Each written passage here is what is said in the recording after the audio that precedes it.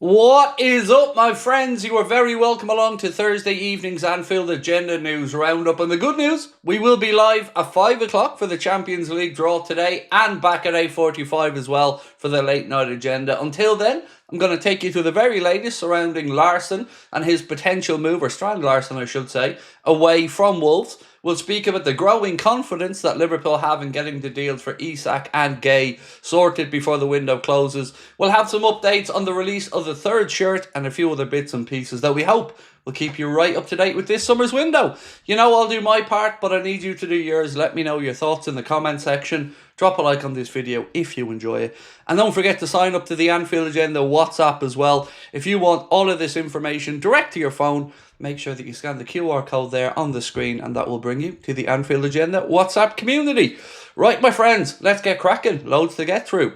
So, Jay Percy of The Telegraph has said, Wolves are ready to reject Newcastle's third bid of £60 million for Jørgen Strand Larsen and remain adamant that he won't be sold. Now, this isn't the end of this matter.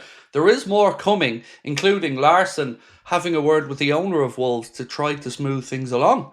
Next up, David Ornstein said Strand Larsen politely informed Wolves of his wish to make the Newcastle move happen.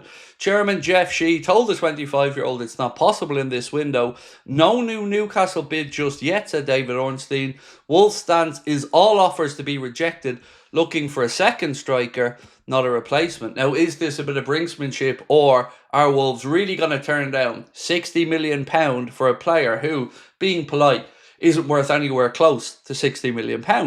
So, let's move on to Florian Plettenberg, who said Liverpool have reached personal term agreements with both Alexander Isak and Marc Guéhi for transfers this summer.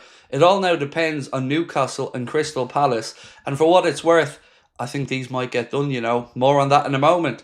So, Magpie Media, who we've been trying to keep an eye on in this window, is of course they're looking at the Newcastle perspective. They say, major breaking, the agent of Wolves striker Strand Larsen is waiting on the green light to travel to Newcastle ahead of a potential move for the 25-year-old, and that's according to Sky Sports' Keith Downey. So as you can see, some conflicting reporting there. Some people saying Wolves are turning down the offers and they've no interest in selling. Others saying that, well, they're just waiting for the nod to go up and start the process. Fabrizio Romano has said that Wolves have started talks to sign Ekitike as their new striker. Talks underway on the player and club side, and as I said, that's according to Fabrizio Romano. I've no idea who this guy is. Doesn't really matter to me. If it helps our narrative of getting in a player to sign for Liverpool, as in Alexander Isak, then brilliant. Wolves, great signing, well done.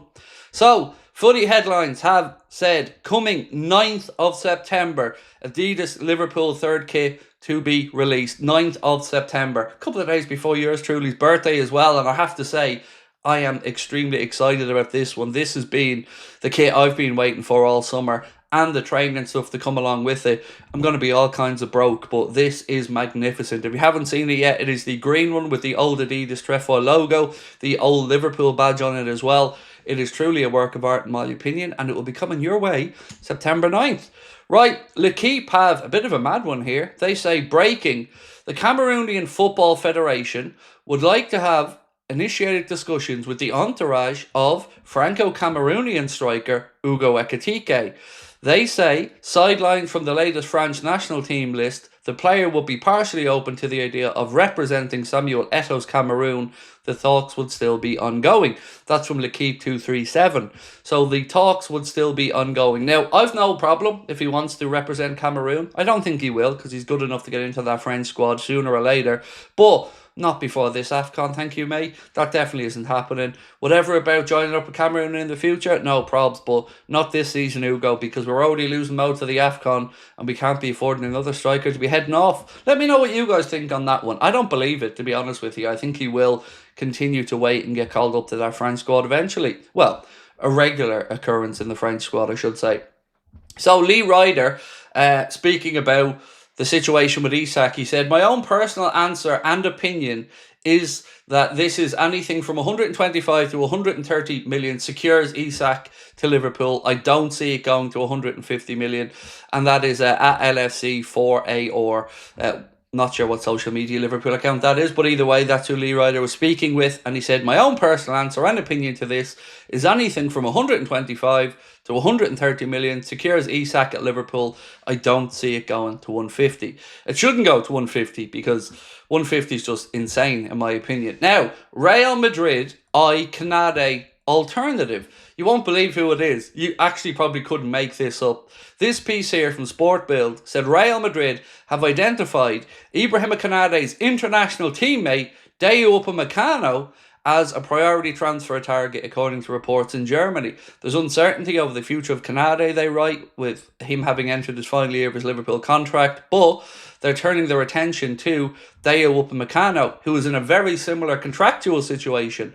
The Spanish Giants are said to be enticing the player to join them on a free transfer next summer at the end of his Bayern contract. If they are successful, the club might drop their interest in Konate. But we still don't know what's going on with Konate and his future.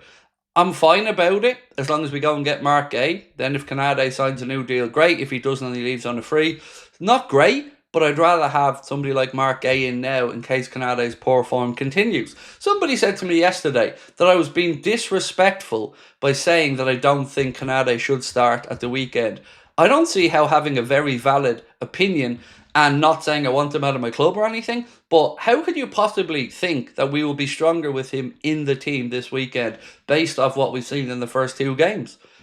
I just don't see the logic of it. We ran a poll on the channel last night and we asked, who would you like to partner Virgil van Dijk against Arsenal on Sunday? We put in Joe Gomez, Giovanni Leone, Ibrahima Konate, and we put in a tab for other.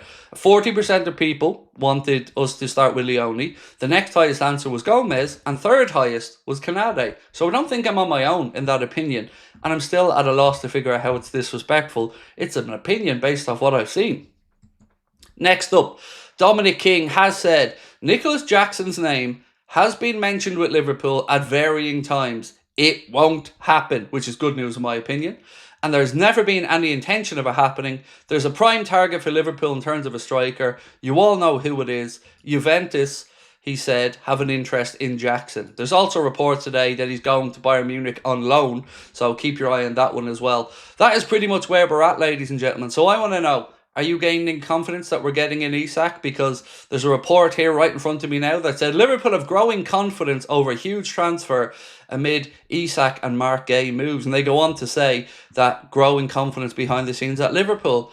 If only somebody said that 2 days ago. You know, the guy who loads of people were trying to laugh at and said, my information. Yeah, how's that looking now? My information 2 days quicker than The Echo and many other outlets. So again, keep the slander going. I'm comfortable, and you guys who are here with us all the time know well that if I say something, I'm saying it because I've got genuine information and I'm saying it to be honest, and once again it's proving to be the case. Now I hope these deals get done. We do have a race against time. It's 28th now. Window closes 7 p.m. on Monday. Game against Arsenal on Sunday. So strap yourselves in, folks. This is going to be a crazy last few days of the transfer window. We'll talk at 5 and then at 8:45. Much love. Bye-bye.